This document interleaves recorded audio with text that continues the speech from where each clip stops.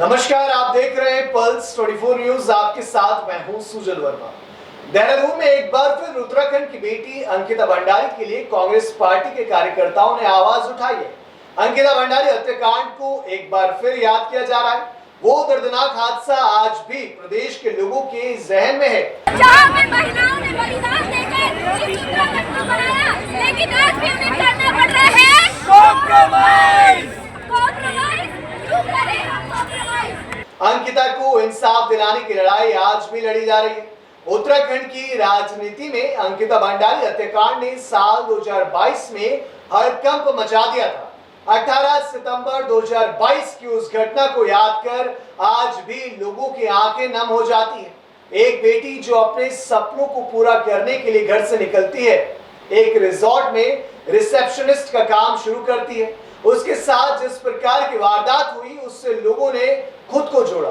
उत्तराखंड चुनाव 2022 में बड़ी सफलता के बाद सत्ता में वापसी करने वाले सीएम पुष्कर सिंह धामी के लिए भी यह मामला चुनौती खड़ा कर देने वाला साबित हुआ था। हालांकि इस मामले में कार्रवाई हुई, तीनों आरोपियों को गिरफ्तार भी किया गया और मामला अभी कोर्ट में चल रहा है। पुलिस की कार्रवाई के बाद अंकिता को न्याय दिलाने की मांग सोशल मीडिया पर एक बार फिर गरमाने लगी है। हालांकि कुछ लोग मामले के कोर्ट में चलने को लेकर संयम बरतने की भी बात कर रहे हैं। दरअसल करीब 2 साल पहले 19 वर्षीय रिसेप्शनिस्ट अंकिता भंडारी की हत्या कर दी गई थी। अंकिता की हत्या के पीछे का कारण रिजॉर्ट में आने वाले वीआईपी गेस्ट को स्पेशल सर्विस देने का दबाव बनाए जाने को बताया गया। अरे हम नारी है, नारी जो आज भी है इस समाज की नजरों में बेबस और बेचारी। एक दिन आएगा जब हम अपने पैरों पर खड़े होकर दिखाएंगे और इस सरकार को अपनी सोच बदलना सिखाएंगे। अरे जब इस समाज को दिखाना पड़ी तो क्यों तुम इस सोच में आई? ऐसा ही होता आया है और ऐसा ही होता रहेगा। आपको याद दिला दें कि उत्तराखंड के पौड़ी जिले के गंगा भोगपुर में स्थित वंदना रिजॉर्ट में अंकिता भंडारी बतौर रिसेप्शनिस्ट काम करती थी।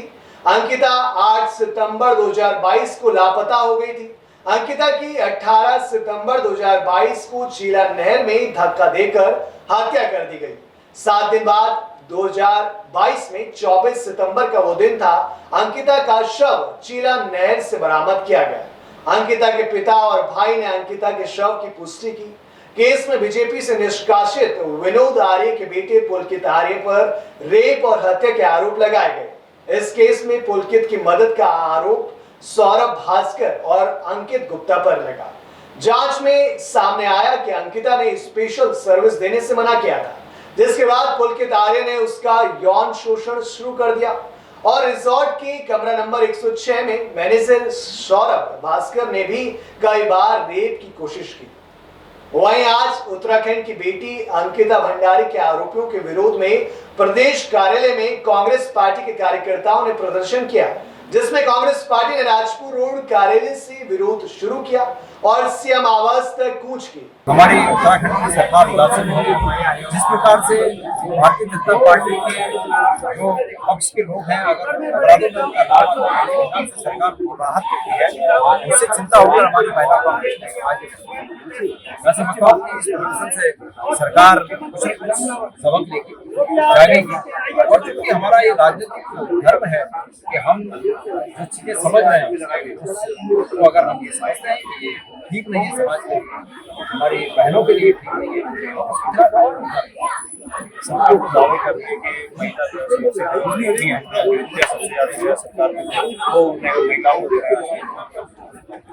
मैं ये पूछना चाहता हूँ कि जो वाकई हुए हैं उसमें स्पष्ट रूप से सरकार ये बताए कि ये दृष्टिगोचर होता है या नहीं कि सरकार अपराधियों को बचाती है। अंकिता भंडारी के हत्यारे आज भी कानून की समझ से बाहर है। जो असली हत्यारे जो पकड़े गए हैं वो तो औजार हैं, इंस्ट्रूमेंट है, लेकिन असली हत्यारे आज भी पकड़ से बाहर है। क्यों? सरकार इसका जवाब दे। सरकार इस बात का जवाब दे कि अभी वहाँ कुमाऊं मंडल में जो एक केस हुआ था जिसमें कोई गोरा नाम का अपराधी पकड़ा गया, वो उनकी पार्टी का कोई पदाधिकारी बताया। क्यों उसे इतनी छूट दी गई कि वो कोर्ट से अपने लिए मतलब अरेस्ट होने से पहले ही अपने लिए इंतजाम करने के अरेस्ट ना हो? क्यों इतनी मोहलत उसे दी? सरकार इस बात का जवाब दे। क्या ये होता है कि कोई विज्ञ जिसके खिलाफ नामजद मामला हो वो व्यक्ति को सरकार अरेस्ट न करे और बाद में कोर्ट का हवाला दे दे कि भाई कोर्ट से छूट मिलेगी। बाहर की अगर अपराधियों को इस प्रकार से छूट मिलेगी, सरकार को उसका जवाब देना पड़ेगा।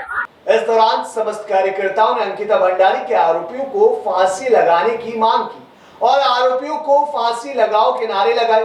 इस दौरान करण मेहरा, भुवन कापड़ी समेत पार्टी के समस्त कार्यकर्ता और नेतागण मौजूद रहे। इस दौरान कांग्रेस कार्यकर्ताओं ने क्या कहा, सुनिए। इसको भारतीय जनता पार्टी की सरकार बचा रही है। अल्मोड़ा में, चंपावत में, ISBT में, हरिद्वार में, उधम सिंह नगर में जो हमारी बहु बेटियों के साथ अत्याचार हो रहा है, आज ये महिला कांग्रेस की लड़ाई नहीं, ये उत्तराखंड की हर उस महिला की लड़ाई है जो भारतीय जनता पार्टी के कार्यकर्ताओं का शिकार हो रही है। अन्य सेवा चयन है, लोक सेवा चयन है, सब में भाजपा के कार्यकर्ता दलाली कर रहे हैं। समझाएं कि कानून को हाथ में अगर ये घटना कांग्रेस की सरकार होती, हमको भी आंदोलन आज प्रदेश में विपक्षी पार्टी की सरकार होती, तब तो पूरे देश के अंदर हंगामा हो गया। चाहे मणिपुर की घटना हो, चाहे उत्तराखंड की घटना हो, मोदी जी एक शब्द नहीं बोल रहे, देश का गृह मंत्री एक शब्द